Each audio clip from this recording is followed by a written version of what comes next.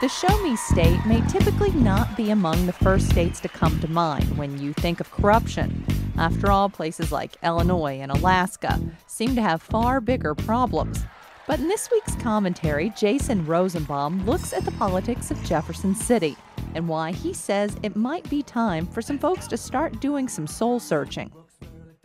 If Missouri was a competitor in the corruption Olympics, it's an open question if it would even come close to meddling. That aforementioned statement is predicated on the sheer graft showcased in other states.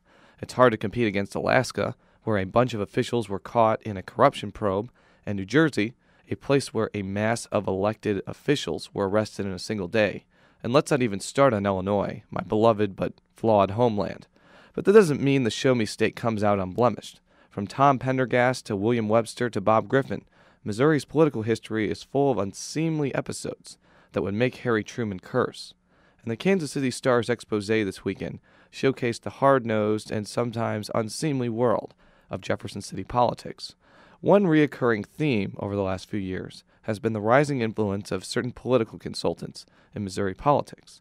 One of the men that went through the Star's proverbial looking glass was Rod Jetton, a former Republican Speaker of the House who runs a political consulting business in Jefferson City.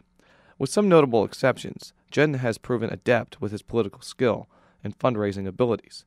He was one of the main reasons why the Republicans broke through earlier in the decade as the majority party in the General Assembly's lower chamber.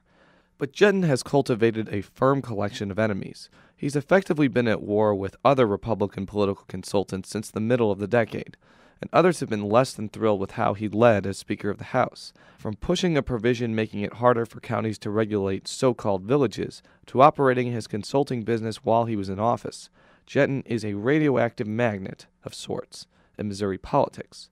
Despite his departure from elected politics, the Star noted how the Southeast Missouri native retained a power base.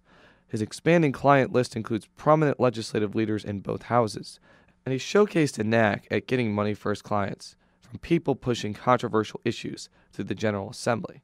It's stuff that's prompting several legislators to offer up ways in which campaign finances and ethics regulations are composed in the state. But will these alterations actually work? Campaign finance restrictions, for example, were undermined by a myriad of committees and outside groups that made cash hard to track. Significant change will occur, as I see it, as a reaction to a major political scandal or from an initiative petition process from without. And whether the provisions are actually going to shield the Show Me State from ethical maladies is unknown at this point. But this may be the time for the legislature to do some internal soul searching, especially before we're compared to Alaska, New Jersey, or Gulp, Illinois. I'm Jason Rosenbaum. You can watch a video of Governor Jay Nixon's response to the Kansas City Star expose Jason mentions on our website at KBIA.org. Nixon talks about his hope that the legislature will pass campaign finance reform this session. While you're on our website, you can also check out our podcasts as well as updated political content. Thanks for listening to this week's Talking Politics. I'm Sarah Whitmire.